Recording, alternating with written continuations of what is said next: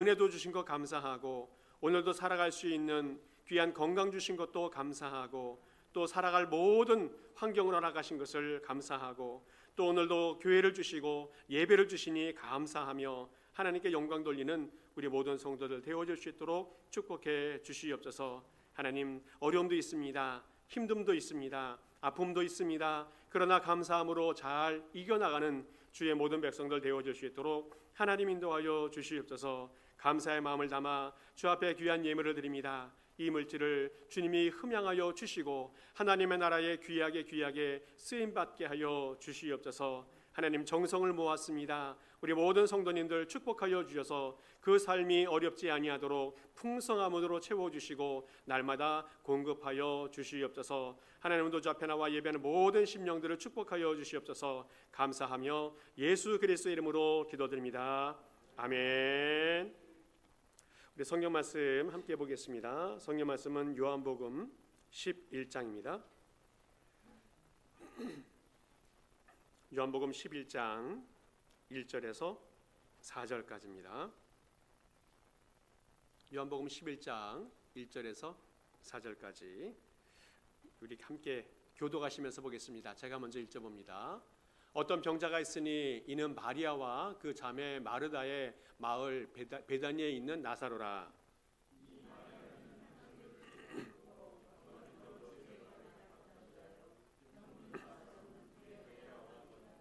이에 그 누이들이 예수께 사람을 보내어 이르되 주여 보시옵소서, 사랑하는 자가 병들었나이다 하니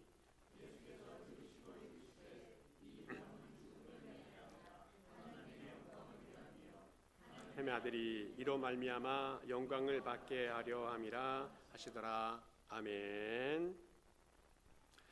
지난 주일 정말 영광스러운 부활주일을 잘 지냈습니다. 특별히 죽은 나사로를 부활시키는 그 귀한 기사를 통해서 예수님이 우리에게 귀한 메시지를 주셨습니다. 죽음 앞에서도 절망하지 아니하고 항상 슬퍼하는 모든 사람들에게 소망과 또 부활의 은혜를 베풀어 주시면서 삶의 확신을 주셨습니다. 뿐만 아니라 실제로 예수님께서 이 무덤 속에 있는 나사로를 살려주시면서 삶의 능력을 우리에게 보여주셨습니다. 이렇게 부활신앙은 삶의 활력과 또 삶의 능력을 우리에게 공급해 주시는 은혜가 있습니다. 오늘 성경에서 예수님께서 왜 나사로를 살려주셨을까? 그리고 우리들에게도 왜 부활신앙을 가지고 살아갈 수 있게 해 주셨는가? 그에 대한 대답을 허락해 주셨습니다. 그것은 하나님의 영광을 위하여, 하나님의 영광을 위하여 나사로도 살아났고 우리도 부활신앙을 가지고 살아가야 한다는 말씀을 해주고 있습니다. 나사로가 아프고 또 어려움 가운데 죽음을 겪었지만 그 모든 것들이 자신의 죄도 아니고 또 예수님이 함께 하시지 않았던 이유 때문이도 아니고 오직 하나님의 영광을 위해서 이 일이 이루어졌다는 겁니다. 또 나사로가 다시 살아난 것도 본인이 잘났거나 또 본인의 능력이 있어서 살아난 것이 아니라 하나님의 영광을 위해서 살아났다는 사실을 가르쳐주고 있습니다. 오늘은 여기서 우리 인생의 목적이 하나님의 영광을 위해서 살아가야 한다는 사실을 꼭 기억하시길 바랍니다. 나사로가 이 땅에 태어나서 얼마나 많은 삶을 살았습니까? 또 얼마나 많은 것들을 겪었습니까? 살면서 즐거움도 있었고 행복도 했었고 아프기도 하고 죽기도 하였습니다. 또 죽음에서 부활도 경험하였습니다. 이 모든 과정이 인생인데 이 인생을 우리에게 허락하신 이유는 하나님의 영광을 위하여 이것을 허락해 주셨다는 겁니다. 사람들은 살아가면서 여러 가지 인생의 문제가 생기게 되어지면 항상 생각합니다. 누구 때문이냐? 누구의 죄 때문인가에 대해서 항상 생각하게 되어집니다. 요한복음 9장 보게 되어지면 날 때부터 맹인이 되었었던 그런 사람의 이야기가 나옵니다. 이 사람이 태어날 때부터 맹인이었습니다. 볼 수가 없었습니다. 주변의 사람들이 이야기합니다. 누구의 죄 때문입니까? 저 사람이 태어나기 전부터 죄가 있었습니까? 아니면 부모님이 죄를 지었기 때문에 저런 문제가 생겼습니까? 사람들은 이 모든 문제, 불행의 사건이 발생할 때마다 죄를 생각하게 되어집니다. 그리고 그 죄 지은 사람을 정죄하고 비판하는 것이 우리의 삶의 현실이라는 겁니다. 오늘 제자들마저도 이 사건을 보면서 이렇게 지적하고 있어요. 그때 예수님께서 무엇이라고 말씀하고 있습니까? 요한복음 9장 3절에 이렇게 말씀하십니다. 같이 한번 읽어보겠습니다. 시작. 예수께서 대답하시되 이 사람이나 그 부모의 죄로 인한 것이 아니라 그에게서 하나님이 하시는 일을 나타내고자 하심이라. 아멘. 그에게서 하나님이 하시고자 하신 일을 나타내고자 함이라. 하나님이 나타내시는 일이 뭡니까? 하나님의 영광을 위해서. 오늘 우리는 우리의 살아가는 모든 삶에서 나타나는 일들이 하나님이 하시는 일을 나타내고자 하시는 것이다. 하나님의 영광을 위한 것이다. 꼭 기억하면서 살아갈 수 있길 바랍니다. 우리는 우리 상황 속에서 나타나는 수많은 문제들 속에서 그에 대한 대답을 항상 찾으며 살아가야 됩니다. 성경에서는 우리 사람들이 고난을 받는 이유가 여러 가지 있다는 설명을 해주고 있습니다. 먼저는 하나님의 영광을 위해서 고난을 받을 수 있다 이야기합니다. 또 하나는 고난을 통해서 사람을 연단한다고 말씀하고 있습니다. 욥기 23장 말씀 보게 되어지면 욥이 연단받는 또 고난받는 모든 과정들이 하나님의 연단의 과정이라는 것을 말씀해 주고 있어요. 그러나 내가 가는 길을 그가 아시나니 그가 나를 단련하신 후에는 내가 순금같이 되어 나아오리라. 이 고난을 다 거치고 나면 내가 순결해지고 이 연단을 다 거쳐서 더 거룩한 사람이 될 것을 말씀해 주고 있습니다. 또 고난이 있는 이유는 하나님의 다스림과 지배를 인정하고 나의 의지를 꺾고 하나님 말씀에 순종하기 위해서 고난을 겪게 하신다 말씀하고 있습니다. 시편 119편에도 이렇게 말씀하고 있어요. 고난당한 것이 내게 유익이라. 이로 말미암아 내가 주의 율례를 배우게 되었나이다. 고난이 내게 유익합니다. 이 고난을 통해서 주의 말씀을 배우게 되어지고 내 의지를 꺾고 주님의 뜻을 따라가는 사람이 되게 해 주셨다는 겁니다. 또 하나 고난이 있는 이유는 죄를 멀리하게 하는 하나님의 간섭이다 말하고 있어요. 베드로전서 4장 말씀 보면 그리스도께서 이미 육체의 고난을 받으셨으니 너희도 같은 마음으로 갑옷을 입으라. 이는 육체의 고난을 받는 자는 죄를 그쳤음이니. 육체의 고난은 죄를 그치게 하는 그런 이유가 있다는 것을 말씀해 주고 있습니다. 우리가 이 땅에 살아가면서 많은 고난과 어려움을 겪을 때 힘들고 괴로운 것은 사실입니다. 그러나 이 일은 주님께서 우리를 향한 선한 길로 우리를 인도하기 위한 하나님의 뜻이 숨겨져 있다는 것을 기억해야 한다는 겁니다. 주님을 더 신뢰해야 됩니다. 믿음이 더 견고해져야 되는 이유가 거기에 숨겨져 있습니다. 이 과정을 통해서 우리 주님은 우리를 훈련하시고 우리를 새롭게 해 주셔서 결국은 하나님의 영광을 드러내는 사람이 되도록 우리를 이끌어 주신다는 겁니다. 오늘 우리가 당하고 있는 많은 문제들, 어려움들, 이것들을 잘 견디고 이겨내서 결국 하나님께 영광을 돌리며 살아가는 주의 모든 백성 될 수 있기를 간절히 축복합니다.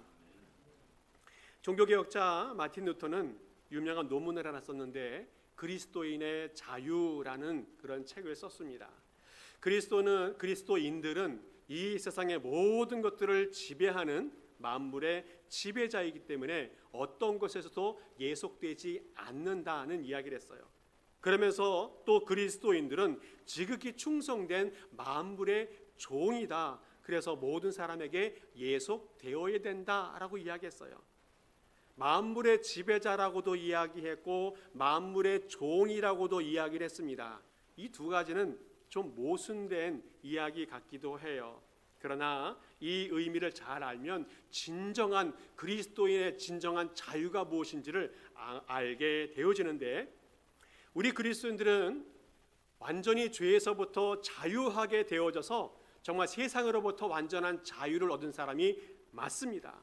그래서 만물을 지배할 수 있는 특권과 은혜를 받은 사람이 맞습니다.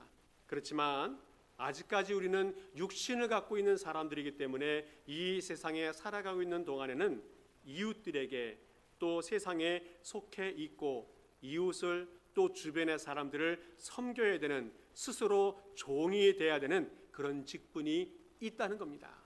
그래서 우리는 그리스도인의 자유라고 할 때는 항상 자유자이지만 섬겨야 되는 종이라는 이 두 가지 이중성을 다 가지고 있다는 거예요. 그래서 우리 성도들은 이 땅의 모든 일들을 행할 때에 우리 신앙의 양심을 가지고 잘 판단하고 결정해야 되는 자유가 있다라고 말씀해 주고 있습니다. 그런데 무엇이든지 잘 판단하고 선택해야 되는 자유가 있는데 그 자유롭게 선택할 수 있는 그 선택의 기준이 오늘 우리에게 가르쳐 주시는 것이 있어요. 그것이 뭐냐면 하나님의 영광을 위하여. 우리는 모든 것을 선택하고 있고 모든 것을 할 수 있는 자유가 있지만 그 모든 선택의 조건은 하나님의 영광을 위하여 해야 된다는 겁니다. 고린도전서 10장 말씀 보면 이렇게 말씀하고 있어요. 같이 한번 읽어보겠습니다. 시작. 그런즉 너희가 먹든지 마시든지 무엇을 하든지 다 하나님의 영광을 위하여 하라. 먹든지 마시든지 무엇을 하든지 하나님의 영광을 위하여, 이것이 우리가 살아가야 될 삶의 기준이라고 말씀하고 있어요. 고린도 교회는 우상 숭배 때문에 여러 가지 어려움을 겪었었던 그런 교회였습니다. 시장에 나가서 고기를 사 먹으려고 하는데 그 고기는 대체로 다른 우상들을 섬겼던 그 제물들이 시장으로 흘러 들어온 그런 고기들이 많습니다. 그러다 보니까 고기를 사 먹을 때마다 이것이 우상들에게 제물로 바쳐진 건지 아닌지 판단을 해야 되고 또 물어봐도 잘 모르는 그런 상황입니다. 그러다 보니까 그리스도인들은 이것을 먹어야 되나 말아야 되나에 대한 고민을 많이 하게 되어졌습니다.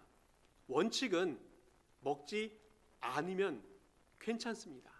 아예 먹지 않으면 아무런 문제가 발생하지 않습니다. 그런데 종종 보면 불신자들이 이 그리스도인들을 초청해서 함께 식사를 해요.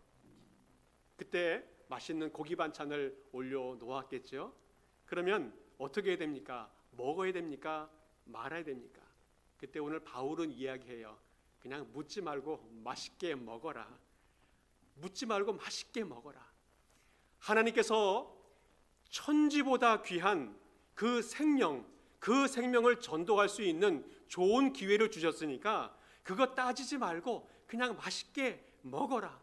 그리고 그 사람을 전도할 수 있는 좋은 기회를 찾으라 말씀하고 있어요. 오늘 주님께서 무엇을 말씀하십니까? 우리가 먹든지 마시든지 무엇을 하든지 하나님께서 원하시는 일, 하나님의 영광을 위해서 이 일을 선택할 것을 말씀해 주고 있어요. 로마서 14장에도 이렇게 말씀하고 있습니다. 우리가 살아도 주를 위하여 살고 죽어도 주를 위하여 죽나니 그러므로 사나 죽으나 우리가 주의 것이로다. 우리가 살아도 주를 위해 살고 죽어도 주를 위해 살고 우리는 주님의 것이기 때문에 주님을 위해서 살아야 한다는 그런 고백을 하고 있어요.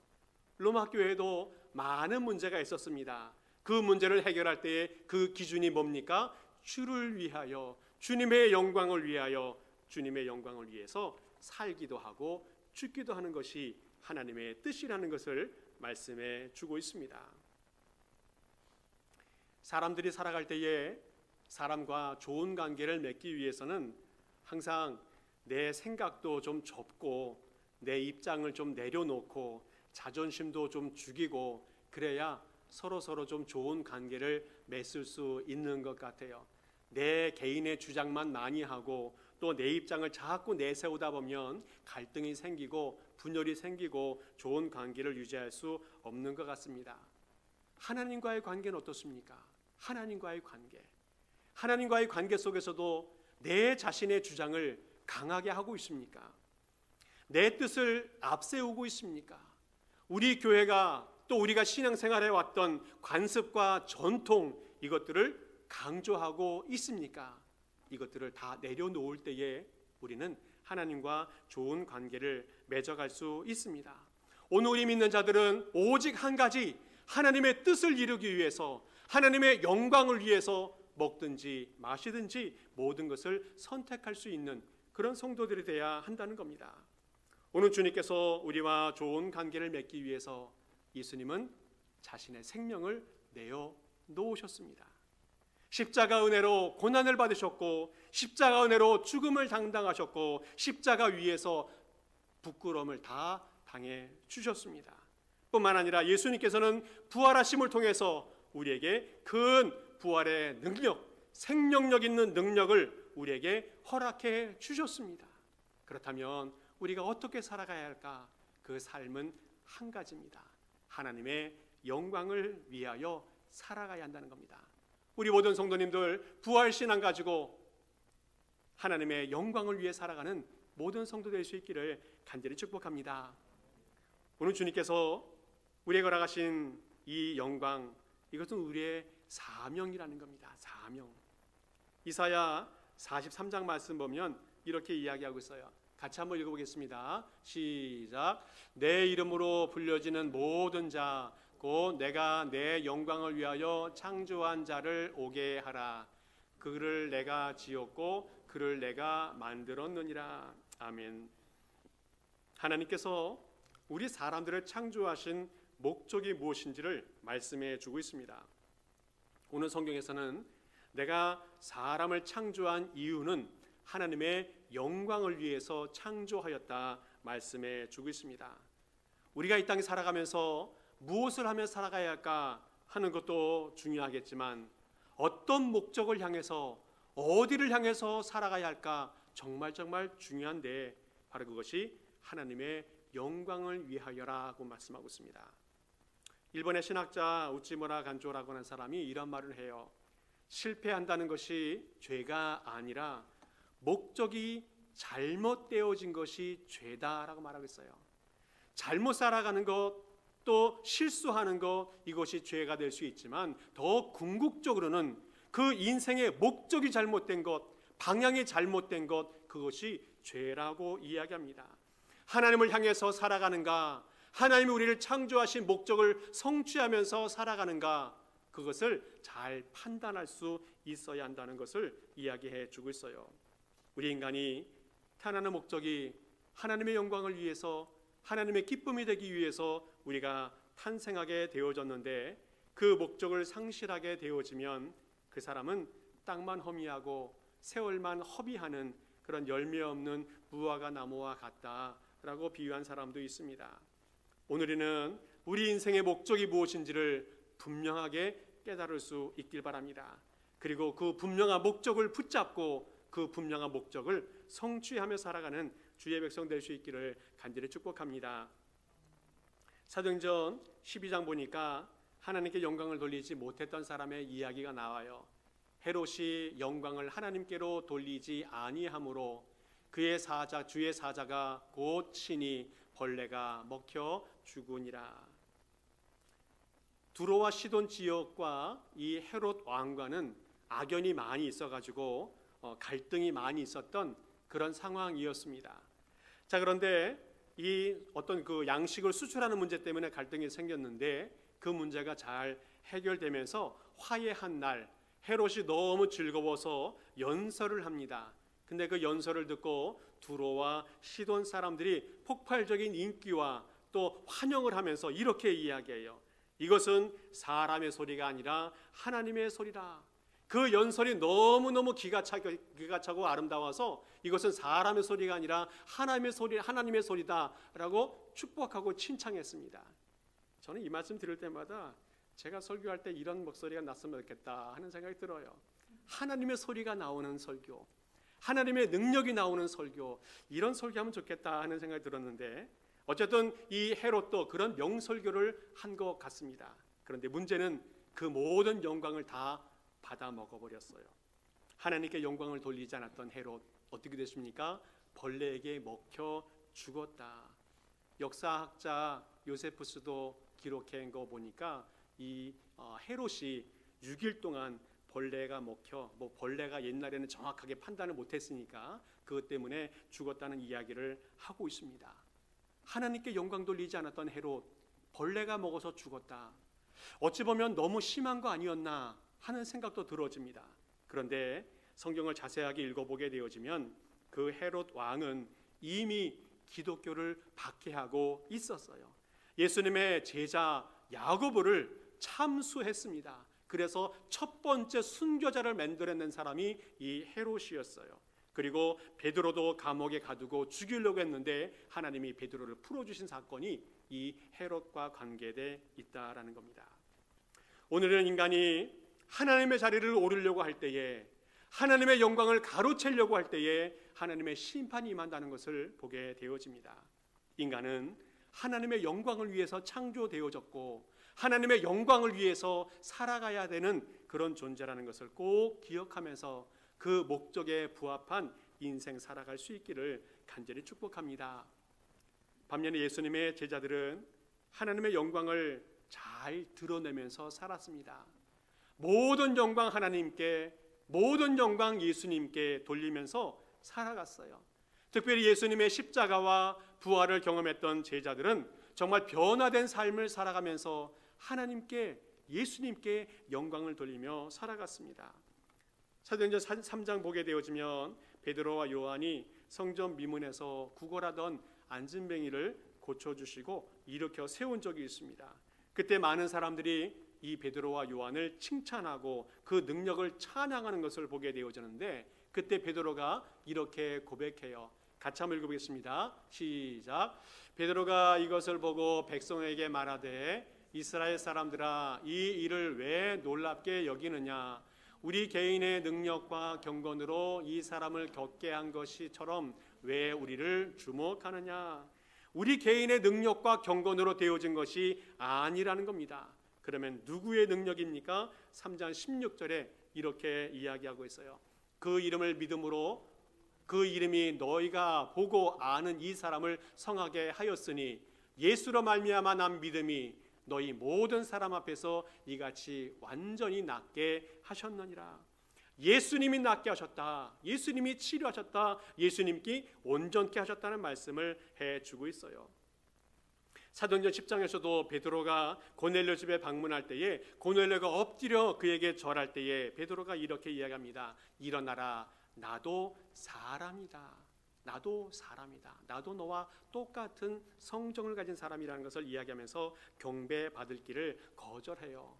사도행전 14장에서도 바울과 바나바가 전도 여행 중에 루스드라에서 안진뱅이를 일으키는 사건이 있었습니다. 그때 사람들이 신이 사람이 되어서 내려왔다고 바울과 바나바를 제우스다, 또 헤르메스다라고 인정하면서 숭배하려고 했습니다. 그때 바울이 이렇게 고백해요. 15절 보면 같이 한번 읽어보겠습니다. 시작. 이르되 여러분이여 어찌하여 이러한 일을 행하느냐? 우리도 여러분과 같은 성정을 가진 사람이라. 여러분에게 복음을 전하는 것은 이런 헛된 일을 버리고 천지와 바다와 그 가운데 만물을 지으시고 살아계신 하나님께 돌아오게 함이라. 아멘. 이 모든 일들을 하는 것, 그것은 잘못된 신앙을 바로잡고 우리를 새로운 신앙으로 만들어 주려고 하는 것인데, 우상의 헛된 것을 버리고 천지를 창조하신 살아계신 하나님을 믿으라는 그런 이유를 오늘 말씀해 주고 있어요. 오늘 우리가 살아가면서 내 개인의 또 헛된 신앙에 매여져 하나님의 영광을 가리는 그런 못된 삶이 있다면 우리가 다 정리하고 이제는 하나님의 영광을 위해 살아가는 모든 성도 될 수 있기를 축복합니다. 그 인생이 정말 가치 있고 의미 있고 하나님이 축복하시는 인생이 되는 줄을 믿습니다.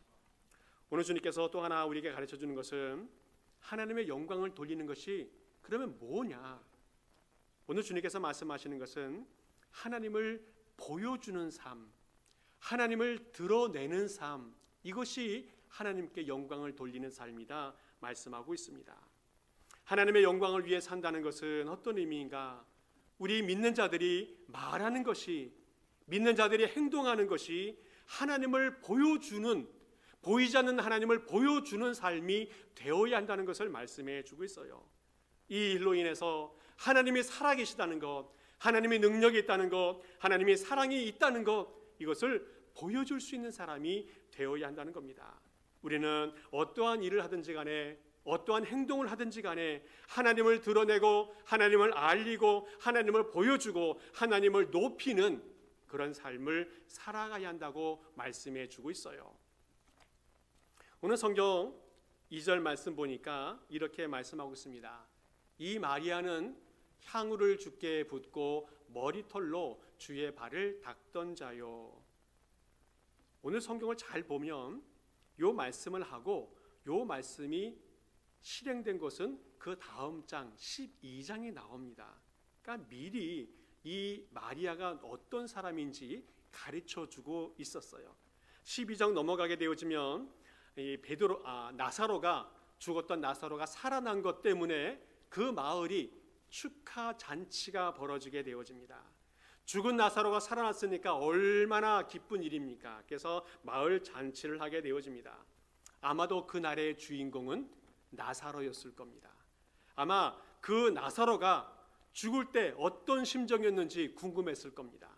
또 죽은 후에 어떻게 있었었는지, 어디를 갔었는지, 무엇을 했는지 너무너무 궁금하지 않았을까 싶습니다. 그래서 주변의 사람들이 나사로 주변에 모여가지고 묻고 질문하고 만져보기도 하고 또 살아났는지 확인해 보기도 하는 그런 상황이 발생했습니다. 예수님은 지금 뒷전에 몰려버렸어요. 예수님은 사라져 버렸습니다. 이때 마리아가 지극히 값진 향유를 가지고 와서 예수님의 발에 붓고 자신의 머리털로 닦고 또 입을 맞추면서 예수님을 드러냅니다. 이날의 주인공은 바로 예수 그리스도라는 거예요. 예수님이 이 날의 주인공이라는 겁니다. 기적을 일으킨 분도 예수님이고 나사로를 살려준 사람도 예수님이라는 거예요. 바로 이 예수님이 누구인지 보여주고 예수님을 바라보도록, 예수님께 관심을 가질 수 있도록 이 마리아가 행동을 해 주었습니다. 나사로가 죽었다가 살아난 것도 놀라운 일이지만 그 나사로를 살려준 예수님이 더 놀라운 분이라는 것을 오늘 이 마리아가 이 사건을 통해서 보여주고 있다는 겁니다. 이랬더니 예수님께서 4절에 이렇게 말씀하고 있어요. 같이 한번 읽어보겠습니다. 시작. 예수께서 들으시고 이르시되 이 병은 죽은 사람 이를 하나님의 아들이 이로 말미암아 영광을 받게 하림이라 하시리라. 아멘. 모든 관심과 모든 초점이 바뀌어졌을 때 우리 주님의 말씀하십니다. 오직 하나님께 영광, 그리고 하나님의 아들 예수 그리스도께 영광. 이것이 바로 예수님의 의도였다는 겁니다. 나사로를 바라보는 것도 중요하겠지만 더 중요한 예수님을 바라보는 것이 하나님께 영광이라는 겁니다. 이 인생 속에서 죽음이 초점이 아니라 살아나는 것이 초점을 맞춰야 되고 구원에 초점을 맞추며 살아가는 것이 바른 삶이라는 것을 말씀해 주고 있어요. 오늘 마리아는 모든 세상의 문제 속에서 또 관심 속에서 잊혀져 버린 예수님을 드러내고 예수님에게 초점을 맞추고 예수님에게 관심을 갖게 하는 그런 행위를 하고 있다는 겁니다. 예수님께 영광, 하나님께 영광, 그것을 이 마리아가 돌려드렸습니다. 예수님은 자신에게 초점을 맞춘 이 여인에게 또 이 사건을 경험한 후에 이렇게 이야기해요. 요한복음 12장 7절에 예수께서 이르시되 그를 가만두라. 나의 장래의 날을 위하여 그것을 간직하게 하라. 나의 장래의 날을 미리 예고해 주시고 있습니다. 십자가와 죽음을 예고해 주고 있고 또 이 사건을 행한 그 여인을 축복하면서 이야기해 주고 있어요. 또 26장 13절에도 이렇게 말씀하고 있습니다.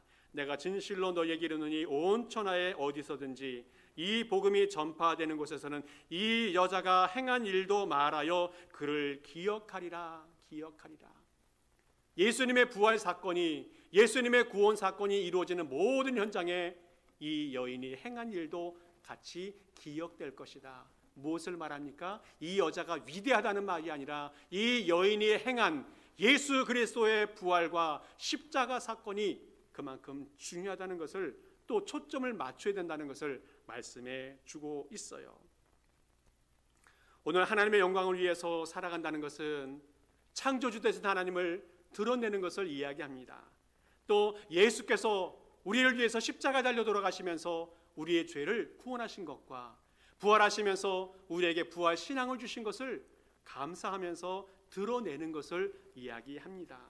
오늘 우리의 삶 속에서는 부활 신앙 가지고 예수 그리스도를, 또 하나님을 영광 돌리며 살아가는 모든 성도 될 수 있기를 간절히 축복합니다. 우리 살아가는 우리 모든 성도들 가운데 여러 가지 문제들이 많이 있지만 금연 문제와 또 음주 문제가 항상 풀어야 될 그런 숙제인 것 같습니다. 그런데 LA 쪽에 있는 UCLA 그 교수 되신 옥성득 교수님께서 이 문제는 기독교 역사 속에서 아주 중요한 문제라는 것을 지적해 주면서 이야기를 한 적이 있어요. 뭐냐면 한국 기독교 선교 초기에 술 문제하고 담배 문제는 가정과 사회에 큰 악영향을 미쳤기 때문에 선교사들이 금지를 했다는 이야기를 해요. 또 하나 이야기하는 것이 우리가 잘 몰랐던 이야기인데, 그 당시 일본 제국이 정책적으로 이 담배와 아편을 한국 사회에 풀어버렸다는 거예요. 그래서 그 사회를 혼란스럽게 하고 한국인의 정신을 죽이려고 했고 또 돈도 많이 벌려고 했다는 겁니다. 뿐만 아니라 한국 사회의 술집과 요정 사업을 활성화시켰는데 그 일 때문에 한국의 사람들이 음주 가무에 빠져들기 시작했다는 거예요. 그래서 한국인의 정신이 죽고 또 돈도 많이 벌게 하는 그런 일을 행하게 되어졌다는 겁니다. 이 현실을 보고 교회가 가만히 있을 수가 없었습니다.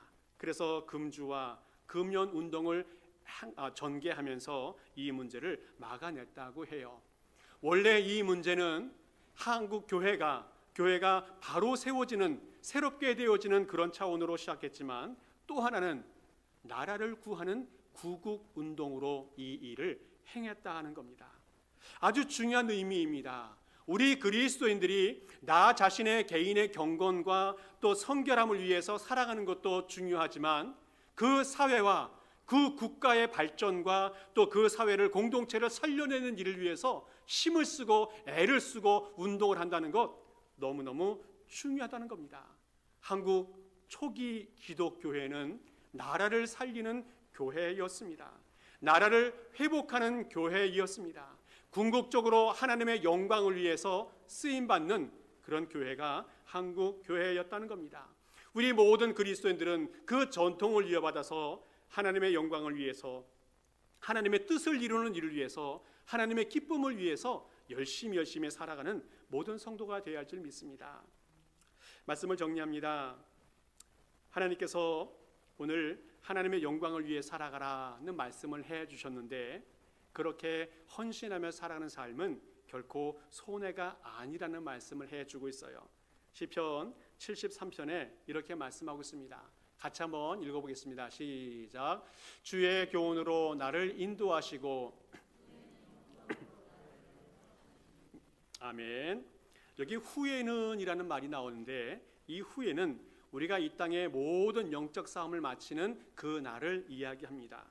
그때 하나님께서 우리를 영생의 축복의 자리로 인도해 주시겠다는 그런 약속을 해주고 있습니다. 그 마지막에 영접한다는 말은 이 창세기에 하나님과 영원히 동행했던 그 에녹을 하나님이 하늘나라로 영접한다는 그 의미와 거의 비슷한데, 우리가 이 땅에서 열심히 살아가면, 하나님의 영광을 위해서 정말 충성하며 살아가면 하나님께서 우리를 영광의 자리에 영접해 주시겠다 말씀해 주고 있습니다. 사랑하는 성도 여러분, 예수님이 십자가를 통해서 우리에게 구원을 베풀어 주신 이유가 뭡니까? 또 부활을 통해서 새 생명을 얻었는데 그 이유가 무엇입니까? 그것은 하나님의 영광을 위해서 살아가라는 목적입니다. 오늘 주님께서 하나님의 영광을 위해서 살아가는 우리 모든 성도 될 수 있기를 간절히 축복합니다. 그러면 하나님께서 우리 인생을 끝까지 책임지시고 영광의 삶으로 인도해 주실 줄을 믿습니다. 함께 기도하겠습니다. 아버지 하나님, 감사합니다. 우리에게 부활의 새 생명을 허락해 주심에 감사를 드립니다.